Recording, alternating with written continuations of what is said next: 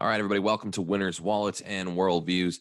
Today we had an awesome guest. His name is Christian Catron. Now, Christian is a West Point graduate of 2001. He also received his MBA from University of Texas at Austin in 2011.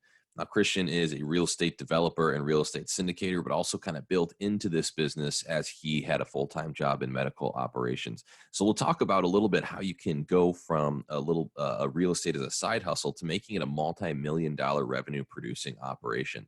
And we get into the weeds on what his strategy is exactly on how he rehabs some of these multifamily units in the Dallas, Texas area. So folks, without further ado, welcome to the show.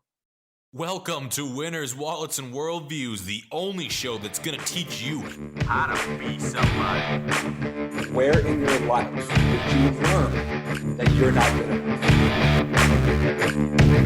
Take what you're most passionate about and what you're most fearful of, and what is the plan to overcome that fear, and what is the plan to enact that passion.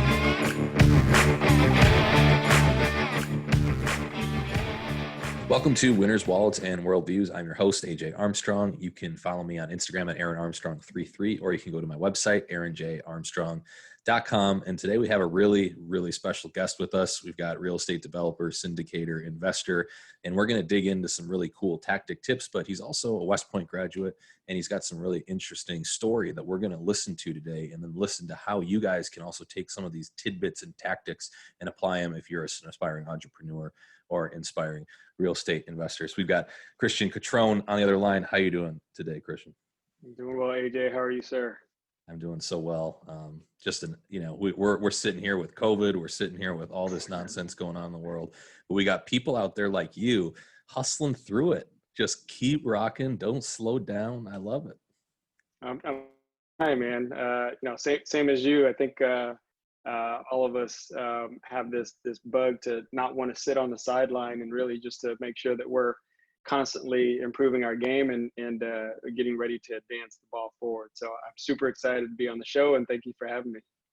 It's so cool. I mean, people like you and we had Jim Young, and we actually met at the Black and Gold Summit that Brian Rodriguez put on. So we had a cool, if you guys are West Pointers or cadets or something listening to this, we got some cool opportunities for you guys on the Black Gold Summit to come in and learn about real estate that's exclusive to the grad community.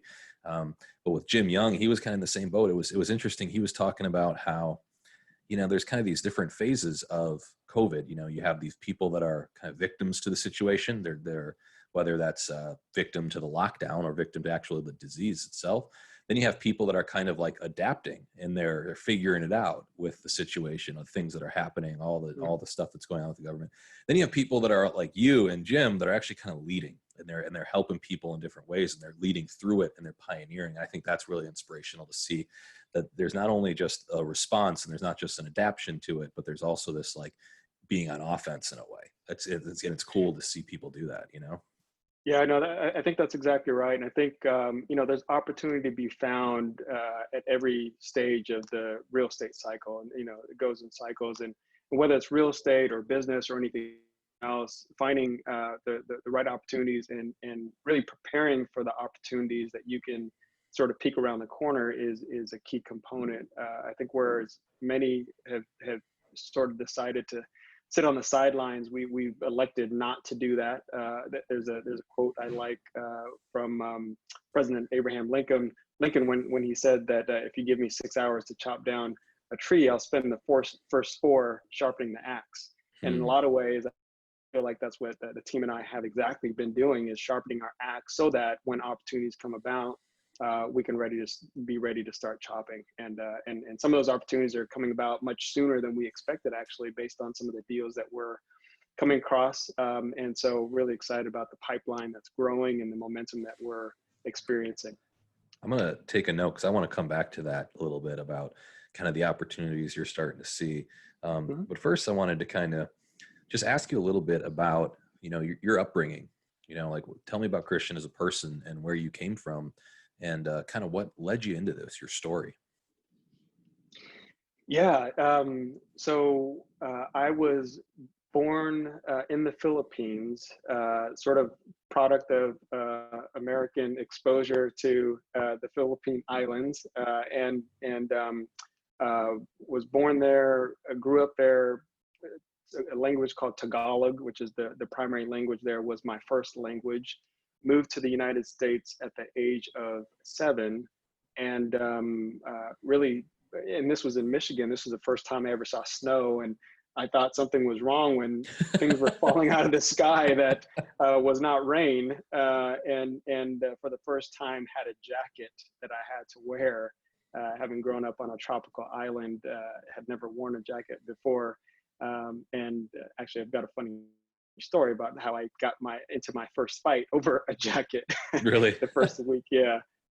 So at any rate, yeah, grew up there, came here, learned English, watching cartoons like most immigrant kids, and really had aspirations to better myself, knowing what it was like to live in poverty for the first part of my life, and being without. And really that was a lot of what the driver was for me to want more than I started with, coming from humble beginnings, and realizing that, you know what, I have an obligation, at least I felt, to be able to give back to these very same people, family members of mine who are still there today, but now I have this golden ticket, this opportunity to pursue what was possible in America. I think. Oh, I was just going to ask, so but were both your parents from the Philippines as well? So you were like a full immigrant, or would you have one of your parents was from the United States, or how did that work? Yeah, so I'm half Black, half Filipino. So my mom is Filipino. My dad Okay. was a sailor in the U.S. Navy. Yep, got And it. so, yeah. So, you Okay. know, Tiger Woods, you know, typical as of that time. But, you know, very, very privileged, and so interesting because I kind of feel like it's, you know, it's not where you start, it's where you're at, and it's where you end up. A lot of people will look to how they came about, or whatever circumstances that they find themselves in, and will sort of feel bad for themselves and kind of wallow in that. And really, that's not what it's about. It's about, what are your goals? What are your dreams? What are you willing to do in order to get there? And so, you know, for me, I saw my opportunity coming to the United States and really living out what opportunities were available to me that most of my peers took for granted. Sadly, you know, a lot of our fellow Americans don't necessarily see that what we have is in fact a privilege and an opportunity, and we should be exploiting that in a positive way as much as we can, for our own betterment and to impact our communities. Wow. Yeah, that's really interesting. So then you get over to the United States, you're in Michigan now, you're seeing snow for the first time, you know, and you kind of came from humble beginnings. It is interesting, right? That immigrant story, that classic American dream story in a way. And just tell us a little bit about your experience with that. So you come over here getting a fight over your jacket, you got snow falling from the sky, your head spinning, you know, what next? Well, so the jacket story, it was hanging up, and towards the end of the day, I think this was either my first day or during that first week. And mind you, I didn't understand English aside from what, you know, Heathcliff and Fat Albert and some of these cartoons at that time that were pretty prevalent would teach and show. I didn't understand what these guys were saying. All I knew was that someone was putting on my jacket and I needed to come home with that. Plus it was a cold walk home. And so needless to say, we got in a little tussle over my jacket. But it wasn't long before we realized that we weren't cut out for snow, and we soon moved to San Diego, California after 8 months. And that's where I ended up growing up and going to school, and later went to school in New York. But I grew up in San Diego, and a very diverse atmosphere there, which was great, and really laid the foundation for the type of future that I had in terms of being in athletics, and the camaraderie that we had there, regardless of what your background may have been. I was readily accepted among various groups of people, and found myself in sort of different groups, having been a straight A student with good grades, and yet being a pretty decent athlete, and also played violin, believe it or not, in the orchestra. And so a lot of different dynamics with different folks and different groups that I was all a part of, not to mention, sort of the diversity in terms of ethnicity and things like that. Was sort of a chameleon in a lot of ways, and was able to adapt and grow from that experience. Did you find, you know, being a person of color was challenging in any ways growing up? You know, I can't say that it was, or at least it was perhaps a little bit more subtle. And I think again, having been an athlete and having the academic marks that I had helped to shelter against some of that. And keep in mind, we grew up in a rough part of town, and my parents fought to source an inter-district transfer such that I could go to a school with more opportunities. And Sure. they happen to have a really good football team too, and I played that. But Was that your sport, football, or was it several other ones as well? I played football primarily. I played basketball, was not good at it, but I played football and ended up playing, my first year at Army, What and position? got injured, DB. I got So you. So did well enough to go and be able to play for the Army team for at least a year before I got injured. But yeah, between athletics and things like that, it sort of kept me out of trouble and kept me out of groups that I likely would have, sort of fallen into. Gotcha. So sports kind of kept you on the straight and narrow in a way, and more than that, you had academic, prestige and scholarship that ended up getting you into the academy. Yeah, and again, I think the other thing is I had parents who talked to me about race relations and things to watch out for, and I had a lot of exposure to different cultures and different races, and so for me, I was able to go from listening to music that a lot of people who look like me would listen to or watch and talk and at our own culture, but then I was also able to engage with other people who may have looked completely different and engaged in different activities, and when we were on the football field, we were all brothers and had no issues. And so I think that's one of the things that, as we consider and look around sort of what's going on in the world around us, is that, man, if there were more things that brought us together than drove us apart, it would be really nice. It's sort of overcome, centuries of things that have transpired to bring us to where we are today. But I think we all have a chance now to do something about where we're at and kind of what the world looks like. Yeah, 'cause that's not. I mean, if you look at the history, especially half Filipino, half Black, I think that the being a Black American has its history. It's kind of well known, the history of slavery, but also the Filipino history, right?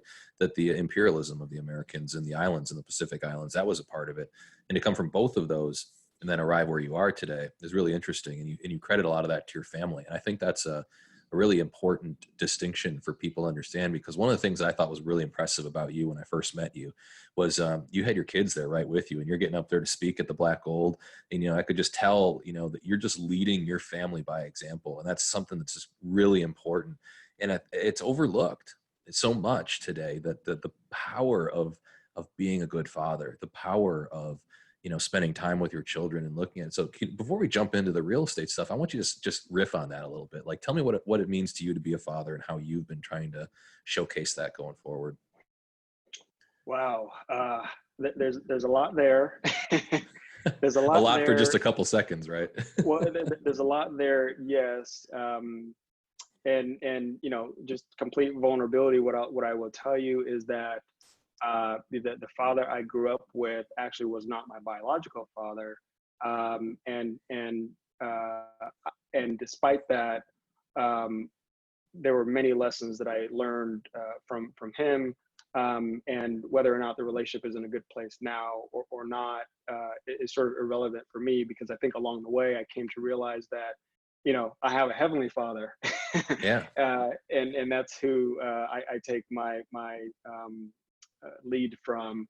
And so I think for me, it has been really inspirational to grow in my faith and to understand what it is to be a father, and how important that really is, especially when you think about statistics and when it's very evident that having a father in the home security and safety and stability for children.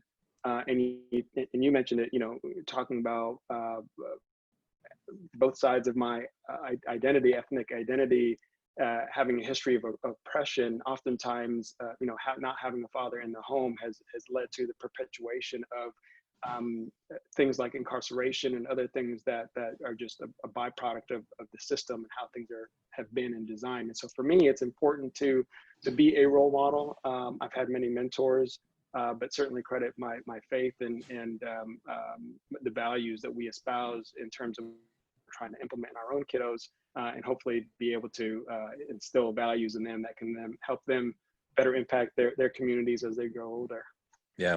And I think that's just absolutely the right answer too. When you look at, we talk about all sorts of worldviews as a third of this show, right? And when you talk about the Christian faith, which is something that's important to me, that does give a very, very practical foundation to being a family man. And, as Marissa and I, think about preparing myself to be a father and her being a mother, grounding it in those biblical roots is really a beautiful thing. And I think it's very difficult to even argue with the empirical evidence that supports of having a father in the household and having, the influence and the leadership of being a spiritual leader. So you're just a person that, you do that by example. And it was just really inspiring to see that and relieving to see that of how you manage all this craziness, all this stuff you got going on, which we're going to talk about in a second, and you still maintain a healthy relationship like that. Craziness is the right word for all of it. Yes.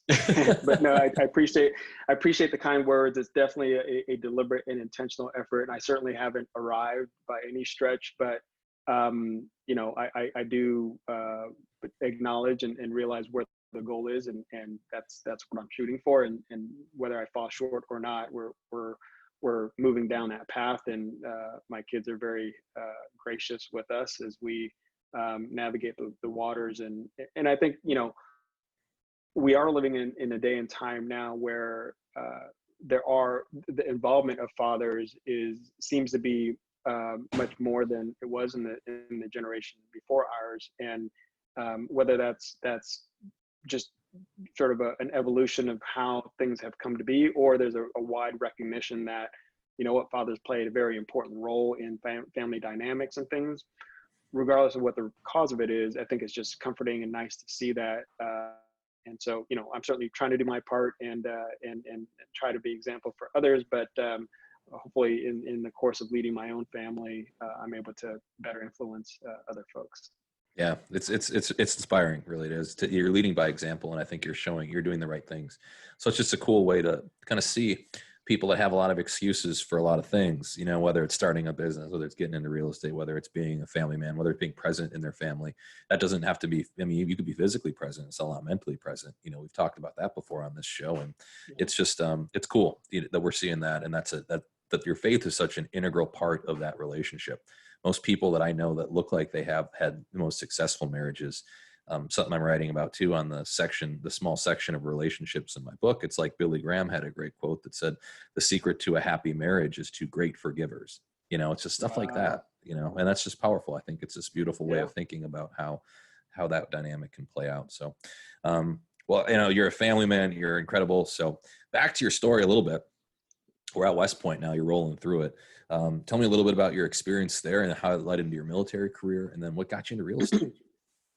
Yeah, well, first of all, I think the thing I'll say about West Point is I had no idea what West Point was until my senior year of college, or my senior year of high school. And as weird as that might sound, it's the true story. I started getting letters from the admissions office in these gray envelopes that had the West Point crest and, of course, the address there. And then I started getting letters in these yellow envelopes with this letter A and a mule or a horse or something that looked like a horse kicking its rear legs. And I would just turn it over, and I was confused because it was Army football, and it had the same zip code as this other thing that I would get. And so at some point it became evident that, oh, okay, maybe this is the football team that's somehow tied to this school called West Point.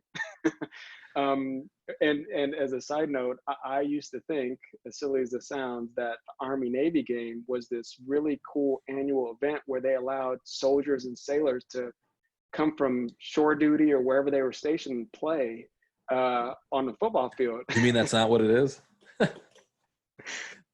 A lot That's of not people what it think is. that. A lot of people think that. Yeah. That's what I thought.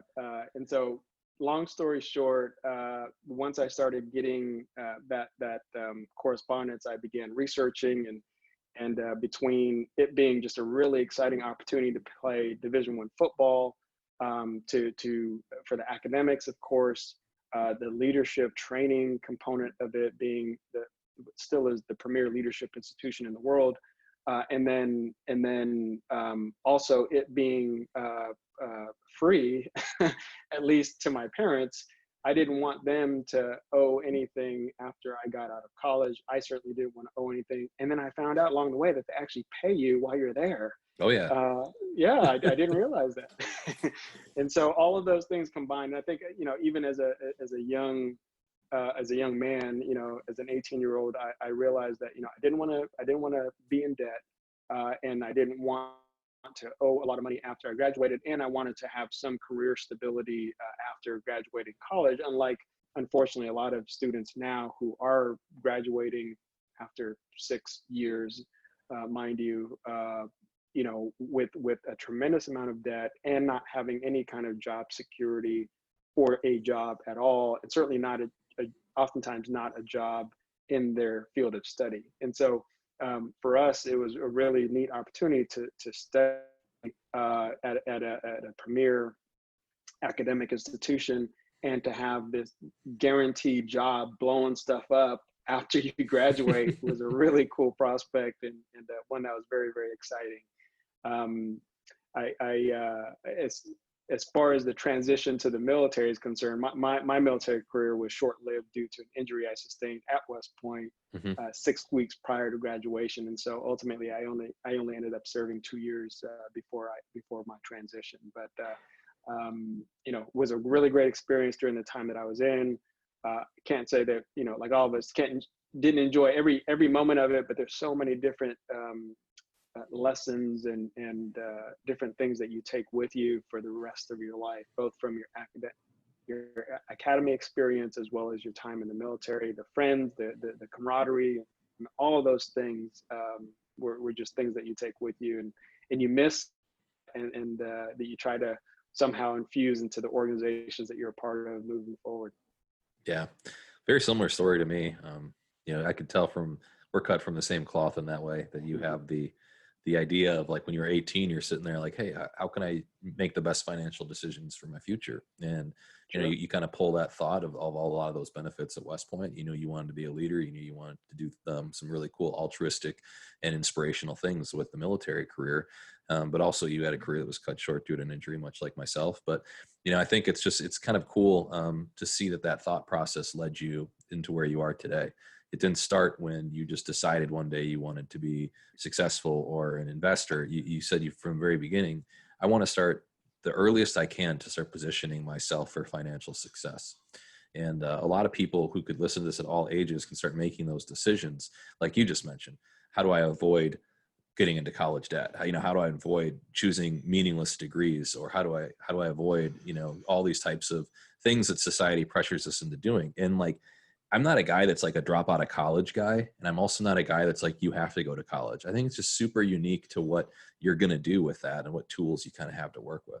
So it's cool to hear, kind of your thoughts on that as well. And, but you kind of so you get a discharge from the military. Now you're kind of in the civilian world. And when did you start like becoming a real estate investor, or did it start before that? No, well, so sort of a dual track. Firstly, because of so much time I spent in hospitals and clinics and things like that, it really inspired me to want to pursue a career in healthcare. And so, for the first, 15 years or so post military career, I've just been growing up per se in the healthcare space, and have grown into different leads over the course of that time. and took a little bit of a break to pursue my MBA at the University of Texas. And What specifically in healthcare were you doing? so I started off doing sales training, sales Gotcha. management after my business school transition to operations. Gotcha. And so I mentioned that because, especially the operational piece, because the skill set that I developed there is so transferable to what I'm doing in real estate as Yep. a real estate operator.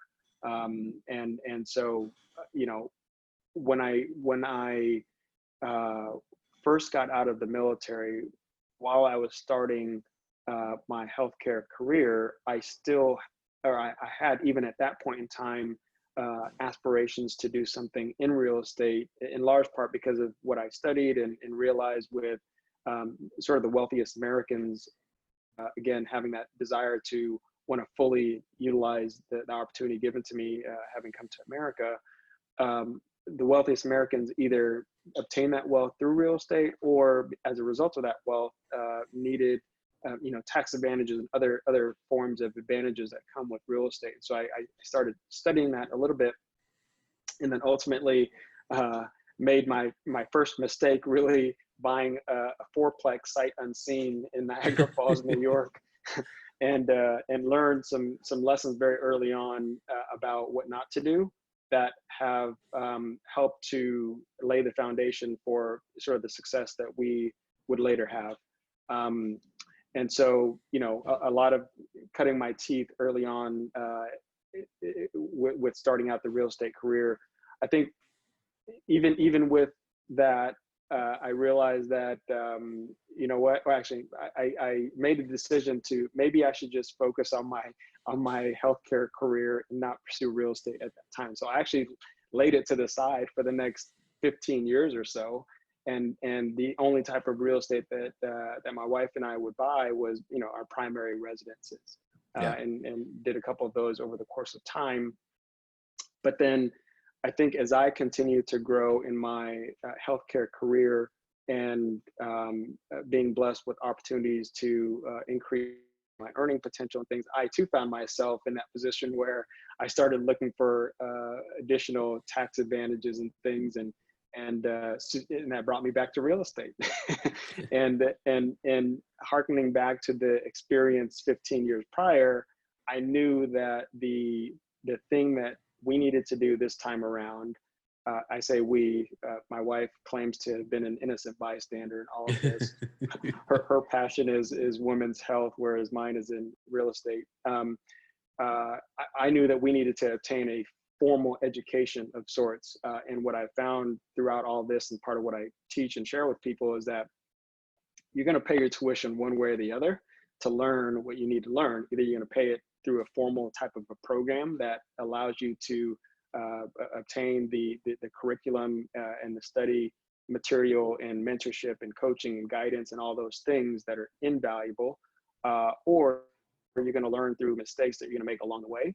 And I've got plenty of mentors of mine whose mistakes that I am the benefactor of, and that they will tell me about mistakes that they have made, and interestingly how, despite even a couple of months after having received that education, or in the midst of that education, we would have discussion, and it would seem as though I was already in the space for 5 or 10 years, having learned all the things that they had been learning or had learned over that course of time. And so, I truly believe in education.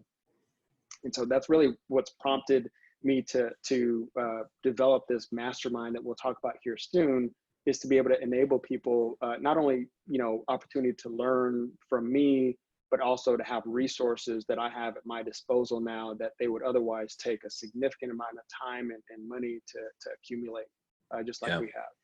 So yeah, that's interesting. I mean, you mentioned you're going to pay your tuition one way or another, and that is very true. Some people like me are you got to touch the stove to make sure it's hot, and then the other people are kind of like, hey, maybe I could listen to some wiser people out there and learn from their mistakes. I mean, I was in that boat, right? My first development, I tried, lost about 50 grand on it. So it hurts. It hurts to lose that. You could get a full college education for 50 grand, right? But well, coincidentally, 50 grand is what it cost cost for this education program that I mentioned to you. Yeah, but you could actually So spend the 50 grand and get, get something out of it too. But you learn mistakes one way or another, and I think that that's right. it's all positive outcome no matter how you cut it. But it would be a lot better to get tangible, tactical network things like that you're kind of mentioning.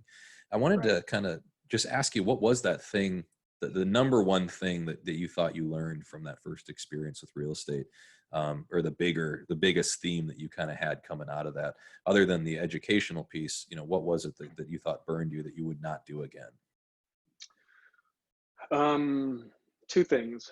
One is due diligence. I think I had done an okay amount of due diligence in terms of exploring what the operational expenses may in fact be for that deal, all the different components that go with due diligence. I certainly didn't know enough about the market. Part of our due diligence process now involves a full market analysis with rental comps and really looking under the hood, kicking the tires, removing the tires, looking at the disc brakes. I mean, it's more comprehensive than that first go around. And so really the importance of due diligence is one key learning. I think the other key learning is the bigger the better in terms of risk mitigation. And what I mean by that is, for example, we're buying apartment buildings, and we're looking at now ones that are 80 plus units.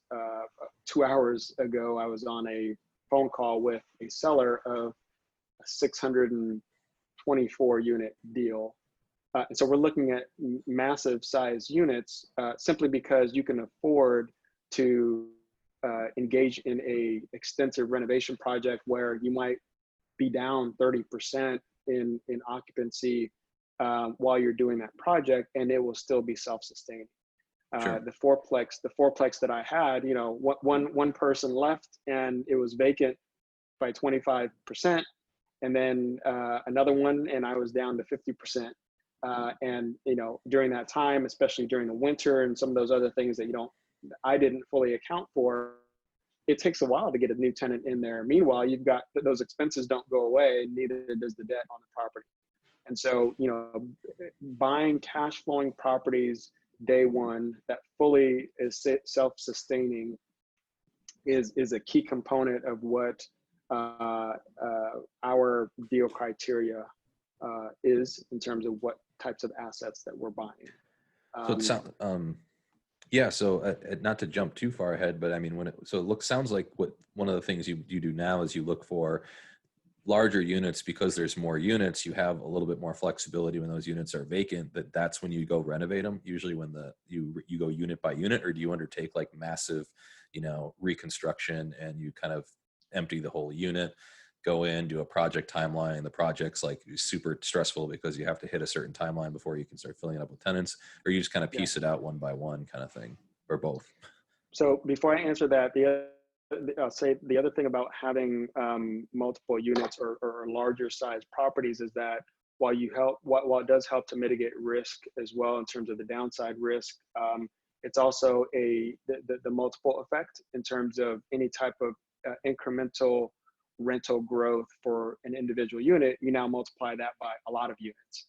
And so that in the commercial world, that's really what defines the value of the property. And so if we're in the value creation business, the more units, the better.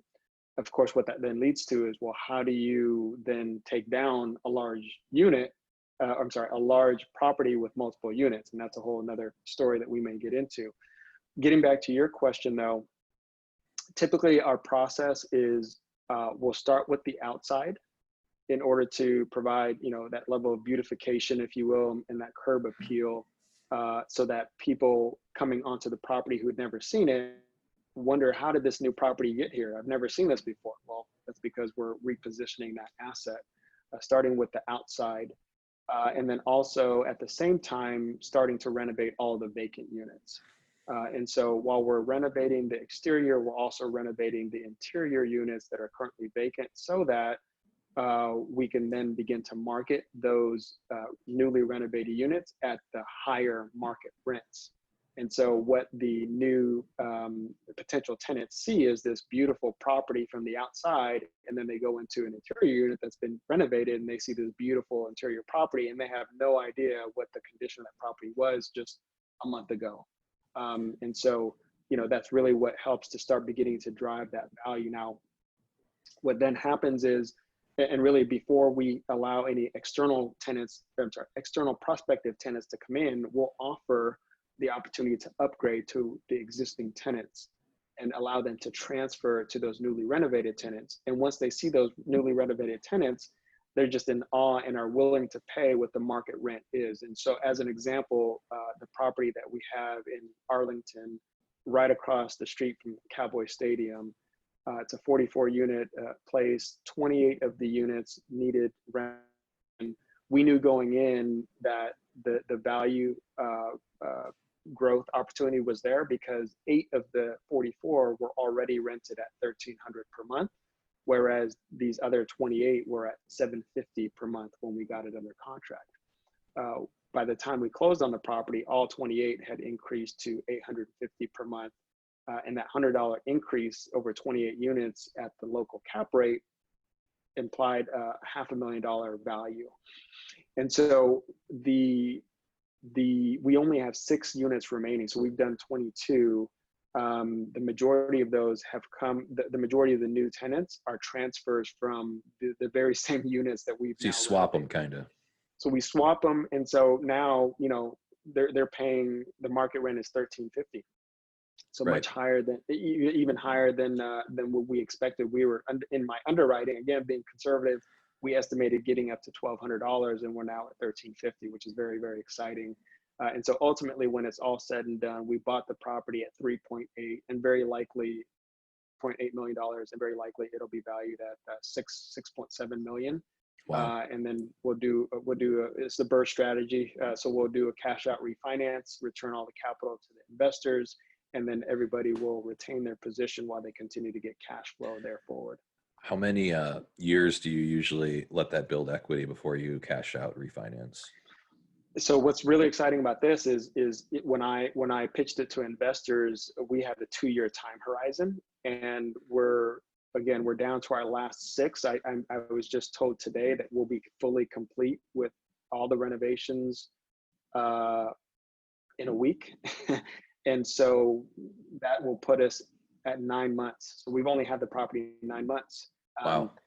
And so, in order to do the refinance, there are requirements by the lender, some seasoning, basically 90% occupancy for 90 days is the threshold that they typically will have before we execute that refinance. Wow.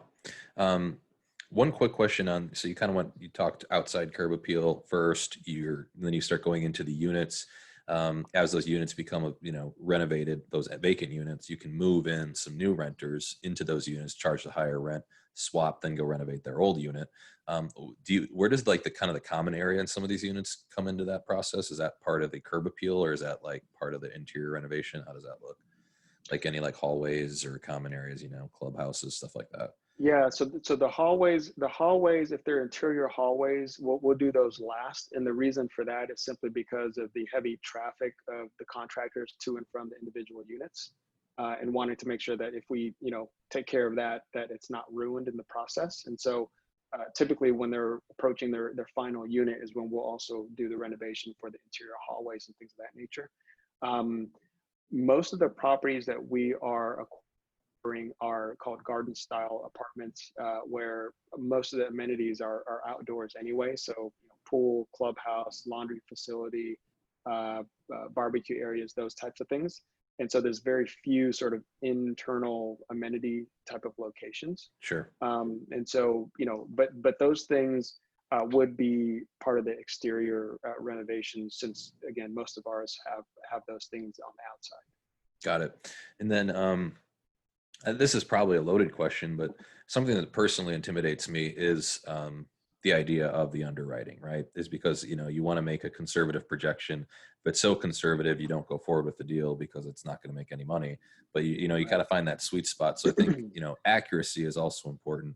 Do you have any, obviously signing up for your course and doing some of those things will kind of learn your process, but are there any other tips you could share of how to get that down to a pretty good number when you start doing some of the underwriting for your own numbers and pitching investors and stuff like that. Yeah, I mean that's one of the most important aspects of this whole process. I mean, you hit it right on the head there.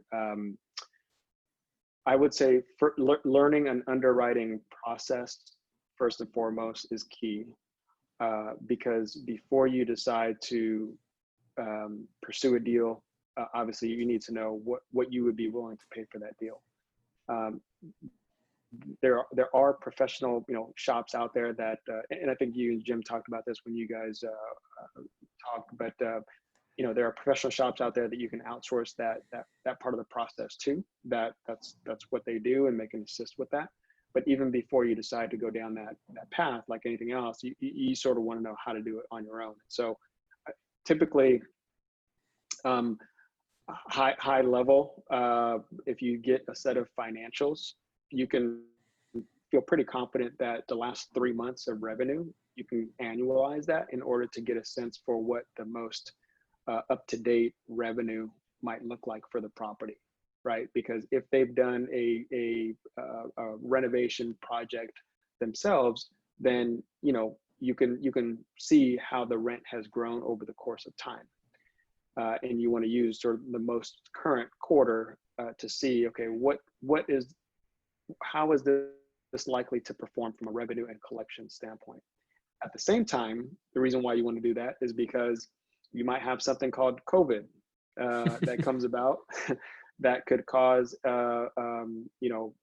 occupancy depression or rent collection depression of some type, that you don't want to pay a value based on what collections and revenue was like 12 months ago, when in fact, for this particular property, it's been severely depleted for whatever reason, i.e. a pandemic, that then now reduces the overall value for that property and what price you should pay for it. As far as expenses are concerned, you can usually take the last 12 months in its entirety and use that as a starting point for what the operational expenses may be, adjusting for a couple of very important items, namely taxation and what the taxes may in fact be moving forward, assuming that you're paying a higher price than the current appraised value of the property, which is typically always the case. And if you do not do that, you will find yourself in a very rough position, because as I looked at earlier today, one deal, the taxes alone double based on the new value of the property that we would be purchasing it at. And so it would have been an incremental $120,000, and that's the entirety of the margin, the entirety of the profit margin on that particular deal. So those are just some key, very high level methods that are applied in terms of underwriting a deal. And there's a lot of different other nuances and things like that. As far as even specific line items, how much you should assume per unit, for example, despite what information you may have received from whomever brought you the deal. So there's a lot involved to be sure, and understanding and learning the process. It's as much an art as it is a science. Right. And so, understanding what levers you can pull, what dials you can turn, and being, again, as you said, as conservative as possible, but also trying to remain competitive. I think the better you can understand how you can increase the value and create value with a property, the better. And that's part of what can juice both your annual returns as well as the overall value of your properties. Let's talk about that really quick then. As far as what you're looking for when you're looking for something that's undervalued, so that you can kind of find those right opportunities.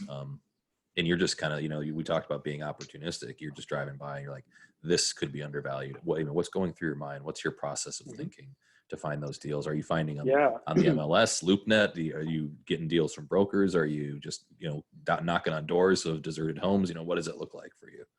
Yeah, so it's hard to knock on doors the same way you would in the residential space, which we've done when we started out that way. Because prior to getting into commercial, we did start off in residential, having done some flips and wholesaling and private money lending and some of those things before we pivoted a couple of years ago into doing commercial only. And so, there are other methods that you can be employing in the sourcing of opportunities.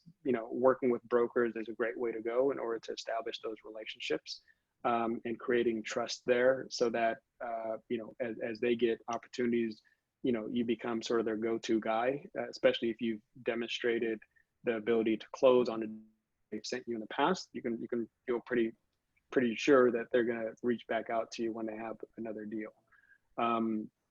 Going on LoopNet to find those brokers is a good way to start. Oftentimes the best deals are not going to be found on LoopNet, but Right. The brokers that you can then begin finding, establishing a relationship with is something that you can find there.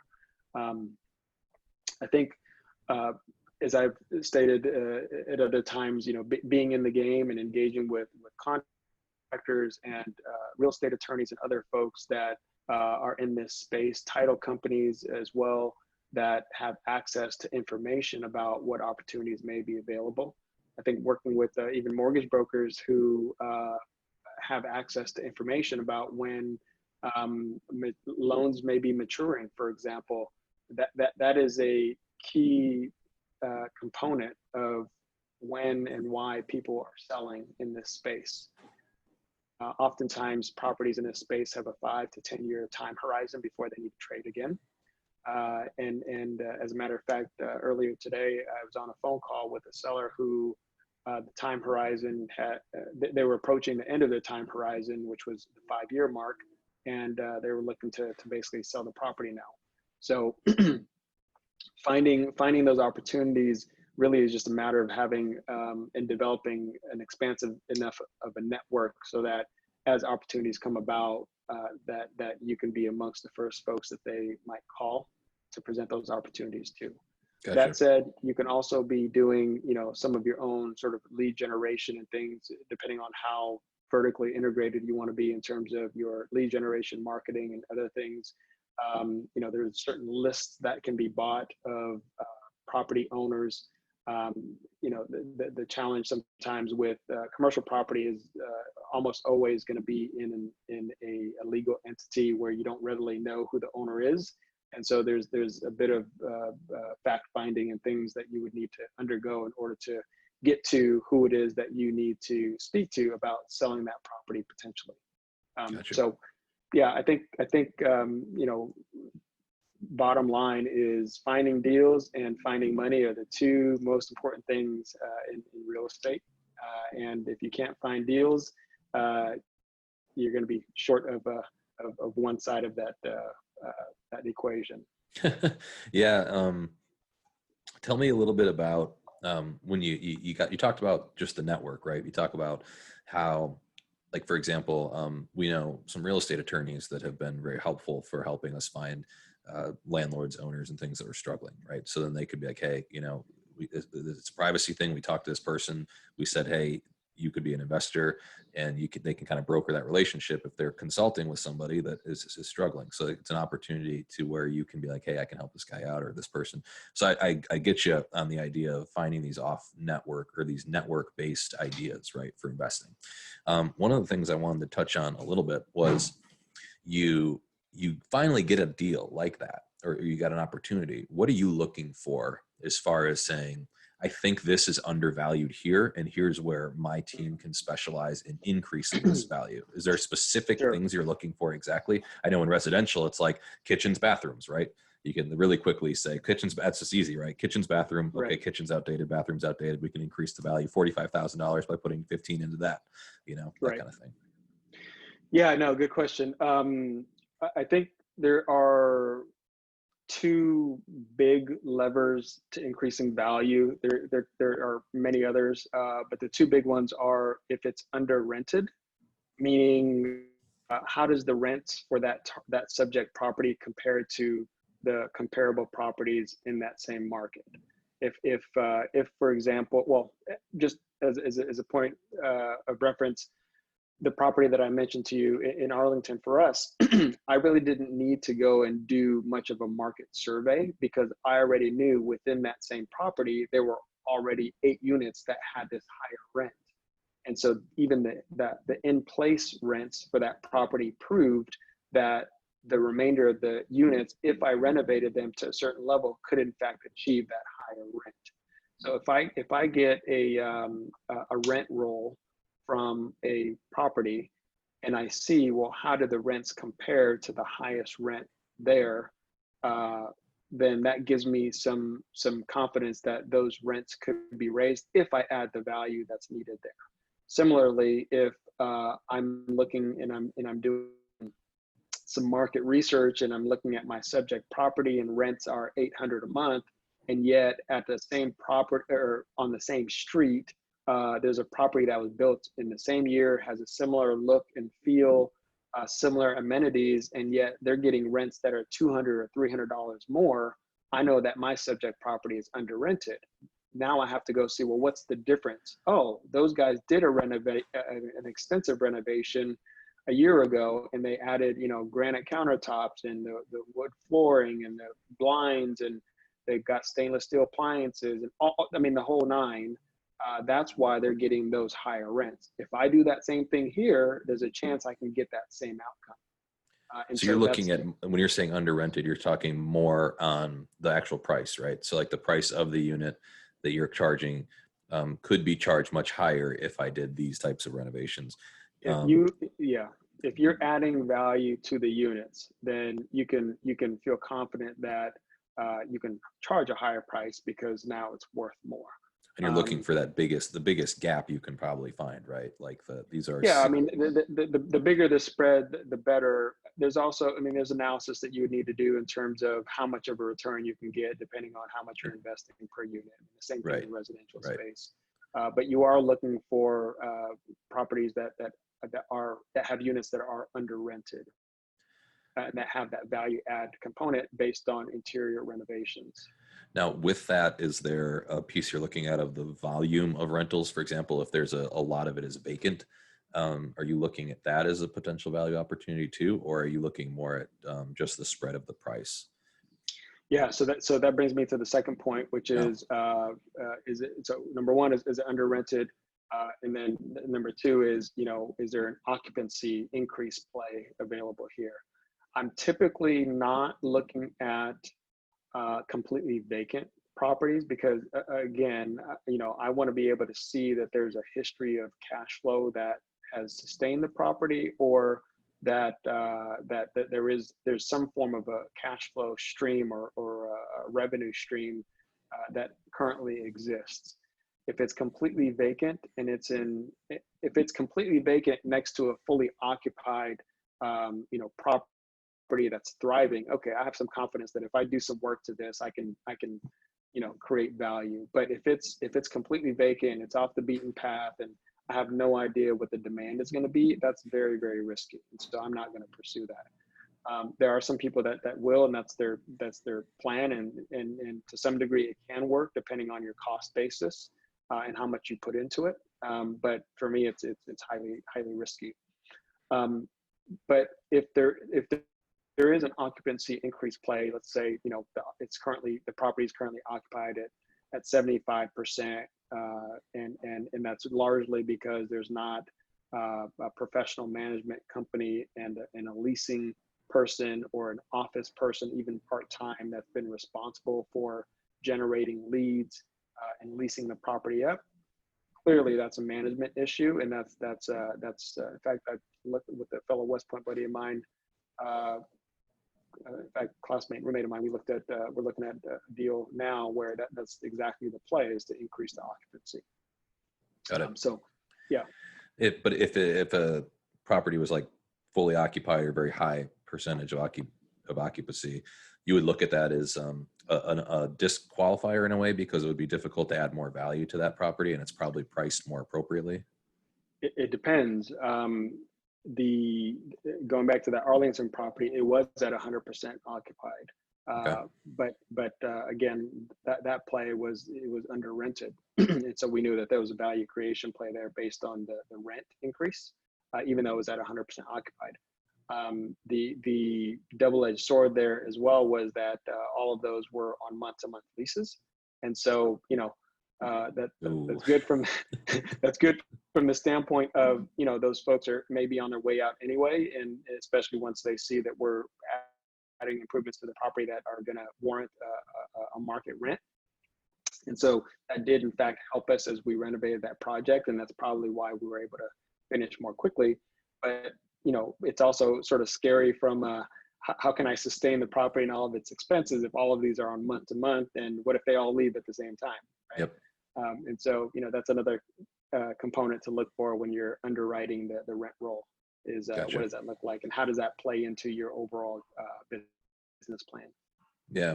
So it's not to codify it too much, but it's more of an and or statement than it is an and statement. You're not necessarily looking for both it to be undervalued for the rent and then also under occupied, but you're looking for both opportunities if they're available, and the more the merrier kind of thing. Yeah, exactly. I think one last piece that I'll add that I try not to bake into our underwriting is additional income opportunities. I think the beauty with, first of all, the premise in commercial real estate is that the value of that property is based on how much income it's producing. So it's net operating income, unlike the residential space where it's based on sold comparables, right? And so when you're talking about increasing the net operating income, you've got a couple of major levers, which is increasing the revenue or reducing expenses. And so with regards to increasing revenue, we've got the opportunity to increase rent, like we've talked about, through value add programs. But then there's also other components of revenue that we haven't discussed, which fall under the additional income opportunities. And so, think about things such as, reserved parking or covered parking, or like we're starting to do at one of our properties, adding internet and cable for all the tenants, where we would be sourcing it for our cost, and then we would be pricing it at a certain amount that is still significantly less than what they would otherwise have to pay for cable and internet for that same product, and yet we're able to provide it as a value added service that now enables them to have that amenity, but at a discounted price. Mm-hmm. And yet we have a significant margin on that as well. Things like, pet rent, storage units, other things that then add to the amount of revenue that you're getting, which is especially good if it doesn't even cost you anything.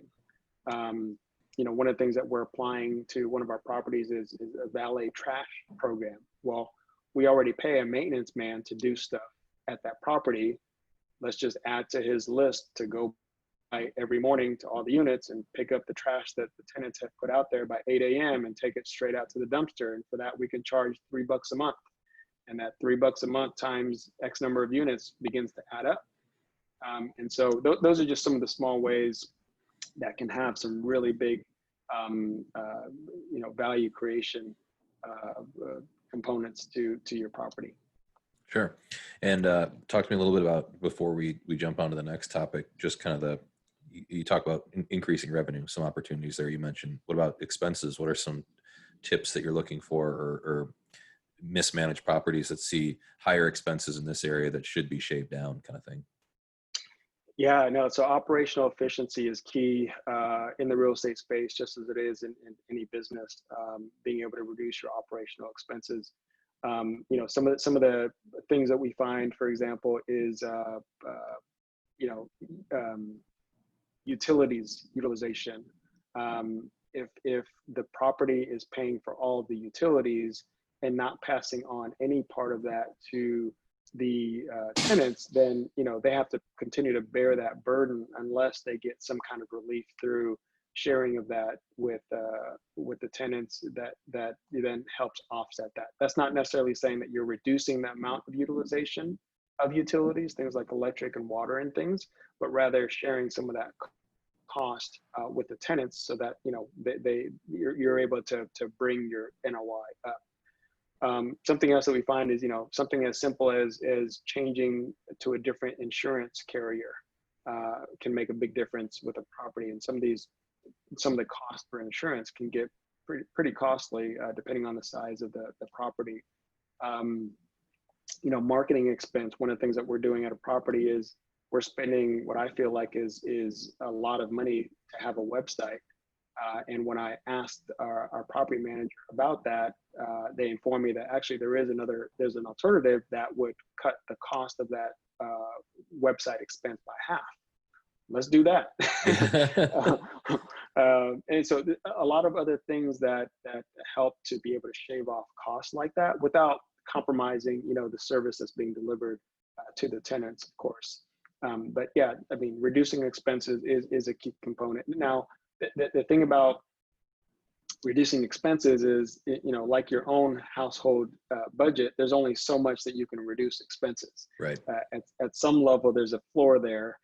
That's why it's good to be creative and think about different ways that you can increase revenue, so that you can further increase that spread between your revenue and your expenses, thereby driving up your net operating income.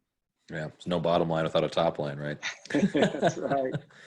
No, that's incredible. Right. Well, gosh, we're getting into so much good stuff, but there's just so much here.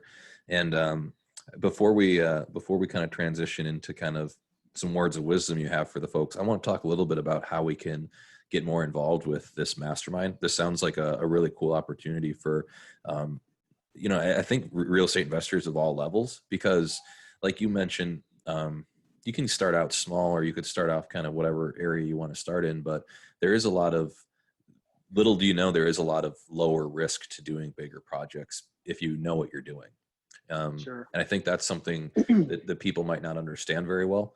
And I think this could be a cool platform for that. So can you just talk a little bit about this mastermind that you're working on and how people can get involved with it? Yeah, I think what I found over the course of the last couple of years now is based on the success that we've been blessed with, and you know, this thing called social media that you can use as an outlet to provide exposure to some of these successes and things. People have naturally, I've been overwhelmed, quite honestly, with the amount of requests to be able to help folks, which is something that I want to be doing, and I love to do, is to be able to give back. And so, as a result of that, I've created and formalized this program, which is a mastermind, which at its core effectively is a joint venture partnership program. And what it entails is the opportunity to partner together on deals, with the understanding that, you know, each of us individually, because of especially, you know, depending on your upbringing and your personality and whatever pedigree you might have as far as your schooling is concerned, if you're getting into real estate, chances are you're sort of type A and are willing to go hunting for your own bunny, if you will, out in the forest. And while we could be successful potentially doing that, I think we have a greater chance of success forming a hunting party and going after really big game. And so Right. that's sort of the analogy that I use. And so when we take that approach and we bring our combined skill set and network and resources together, we can go out and get a woolly mammoth, if you will, and each of us, with a small percentage of that kill, can eat for much longer and better than if you went out for our own individual game. And so that's really the premise there. And so what we've done is I've created this program where people can partner together. I've created and identified different roles that are typical with a real estate transaction that people can play. It's broken down into, the sweat equity, so the work, and then also the money. And on the work side, you've got things like serving as the boots on the ground, being the deal finder. So for example, if somebody in their local market finds a deal that falls into their lap and they have no idea what to do with it. Well, by virtue of being in the mastermind, they bring that deal to the group and we evaluate it and we determine, oh, that's too easy. Let's take that down via our collective effort. And that person who brought the deal, they automatically get 5% of the ownership interest, for example, while other people have different roles on the team. They could also serve as the boots on the ground, which we've allocated, I think, upwards of 10% of ownership interest in that. So there's a lot of different roles that people can play. And then on the money side, similarly, if someone is helping me with, the earnest money deposit, for example, or some of the upfront costs that we typically have to incur, I'm trying to create opportunities for people to engage and be part of the process while also helping me because of the extensive amount of resources that are required. Collectively, we're able to have synergies because we're working together. And I don't mind being sort of the conductor in front of the orchestra, trying to lead the effort because somebody needs to, and I'm willing to do that. The other piece of it is, the resources. There are documents, legal documents. There are deal analyzers. There are tools, marketing tools. There's a lot of different things that I've been able to accumulate that would cost a pretty penny for folks who are starting out. I remember my first syndication documents, the PPM, the private placement memorandums, cost $10,000 just for pages and pages of paper that my SEC attorney produced, which was worth the money because it helps to safeguard us as a real estate syndicator as well as our investors. But they have access. The mastermind members have access to that, for example. And then last but not least is what I call knowledge and skills. And so we have on a monthly basis a webinar where I feature a keynote speaker that talks about a relevant and important topic. Last month, we had my mortgage broker come and talk about the state of the capital markets.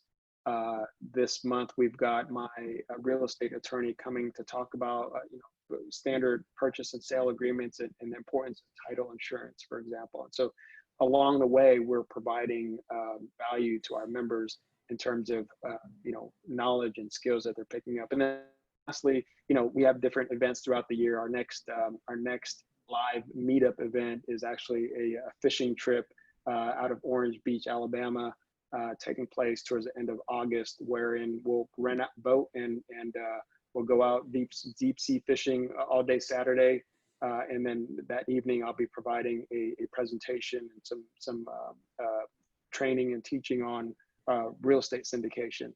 And so really a deliberate effort to mix lead with business. And providing folks an opportunity to learn while also having fun. So those are the bones of the mastermind. And so I invite anybody who might be interested in either learning what we're doing from a limited partner position or perspective, and then also those aspiring to be a general partner in real estate deals, happy to engage with those folks. And really that's who that program is best designed for. And so folks who are interested would just need to go to our website, which is redeeminvestments.com/mastermind, or contact me directly. And so I'm sure you'll provide my information here. Yeah, we'll have all that in the show notes for sure. Yeah. One question on that is, with that initial kind of fee, you said something like $50,000 or something like that. Would that get you, do you get a piece of any equity off the bat, or is that just as the deals kind of come in, you'll be able to position yourself for equity for other deals? Yeah, so to clarify, that 50,000 is in reference to the real estate education that I had purchased for us. The way that we're pricing this out for the mastermind is it's much less than that. In fact, I've seen other mastermind programs that cost upwards to $100,000. Ours is a tenth of that. Excuse me, and one of the major differentiators for our program is that $10,000 is automatically credited towards a deal that we buy during that year, and so it's really completely risk-free because it's being applied. And so in other words, typically our deal minimums have been $50,000 as a limited investor, And so, if someone wants to invest with us, instead of, writing a check for $50,000 or wiring that, they would only be doing it for 40 because 10 is already being credited towards their position. Right. So, okay. So you got now you got a $10,000 credit if you wanted to do like an LP deal or something with you guys. And Right. now I just got to figure out the other 40 grand to get into the rest of that minimum that I got to hit. Right. But I still get Exactly all the right. resources and all the education, the knowledge, like you said, syndication documents, those can be well over $10,000 in a lot of cases. And Right. being able to have something that you can kind of just tweak, or even something that an attorney can just kind of refinalize or whatever in your case. And that's what you would value. do. And that's what you would do is, obviously while you get access to those documents, once you sort of tailor it to that specific deal you're working on, you still want to run it by an SEC attorney, but the cost of that is going to be far less. Oh yeah. Than Unbelievable. if they had to produce it. Yeah.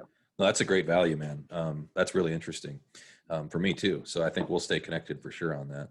The last thing I just wanted to talk about before we wrap things up is, you've seen some things, man. You've been around, and it's just what advice do you have for our listeners who are getting started, or maybe they're just in a down spot right now? Maybe COVID kicked them on their back, and what do we have? What kind of advice do you have for them to kind of to get them to the next level? Yeah, I think something that I try to talk about with my kids too is you when you talk about when you think about the duration of your life, and you take a step back from whatever chaos may be occurring in that moment, sometimes we can get caught up in how drastic or how what's the word I'm looking for? How drastic or how bad something may be, when in fact you're not even going to remember this moment from now or 2 years from now. And so that's the first thing is let's take a step back and take a look at, in the grand scheme of things, how much does this really matter? It's like that 5-second rule, right? It's like, or the 5-minute rule. It's like, if it doesn't matter in 5 minutes or whatever it is, it doesn't matter in 5 years, don't spend more than 5 seconds thinking about it or something. That's a great rule to live by, especially, I think in this sort of kind of bleeds into again the topic of spirituality and faith, is that, again, not to say I've arrived by any means, because this is something I consistently work on, is, in the grand scheme of eternity, which is a long time, how much does that bad thing that just happened really matter? You know what I mean? And the only time that you can't recover from something is when you quit. And so when you think about, moments in life where it can be counted as a victory or a loss, you never really lose unless you give up and unless you quit. So as long as you're continuing to stand back up when you get knocked back down, or when you get knocked down, you're still in the fight, and there's still a chance. And so, I think that's something, I need to remind myself, especially on days where, not everything goes my way. And I feel like, man, I did 9 things great, but this one thing, or maybe the ratio's, 5 and 5, I still got to focus on the 5 that we did well, and really recover from those other 5. And there's always tomorrow. Yeah, that's awesome advice, man. And I think it is something to live by, right? How important is this when we really weigh it all out, and can we really focus on the things that really matter as far as our faith's concerned, or as far as, some big business decisions, instead of just these little things that just kind of are gnats and ankle biters, if you will. And I think that's something that I know I got to work on all the time. Just worrying about got to work on that. Sweating the small stuff, right? Yeah. Well, that's good. Well, absolutely beautiful, brother. Can you tell our listeners where they can get in contact with you directly? I know you said Redeem Investments for / mastermind, right? Was to get involved in the mastermind? Yep. Yeah. So redeeminvestments.com / mastermind. I'm more than happy to speak with folks directly as well. So, my contact information, once you provide that, our website is in the midst of being redeveloped. We're actually in the midst of rebranding from one one entity. So Redeem Realty Solutions is what we used to go under, and so that's now just a component of Redeem Investments. And so Redeem Investments now includes not only the Redeem Realty Solutions, which was our residential real estate stuff, but also the mastermind, and then of course all of our commercial real estate investments as well. So yeah, people can find me there. I'm still going by. My email address is still Christian at Redeem Realty Solutions, and so we've not yet transitioned there. But yeah, happy to talk with any folks and set up calls. And just want to add value to your listeners. Thank you again so much for having me, AJ. I really appreciate it. This is an absolute pleasure. I've been wanting to get you on since Black Gold in November, so we finally got on. Yeah, no, that was such a fun event for the folks within our circle, and I'm just glad that you're able to add value to folks that are listening, and I'm grateful to be part of it. Once again, thank you so much for being on the show. You guys are listening to Winners, Wallets, and Worldviews. You can listen to this podcast at aaronjarmstrong.com/podcasts. And we like to get a grad on here, especially grads in real estate, doing awesome things to share with you guys, just the power that's in this awesome network and what people can really accomplish. So without any further ado, guys, thank you so much. Be somebody.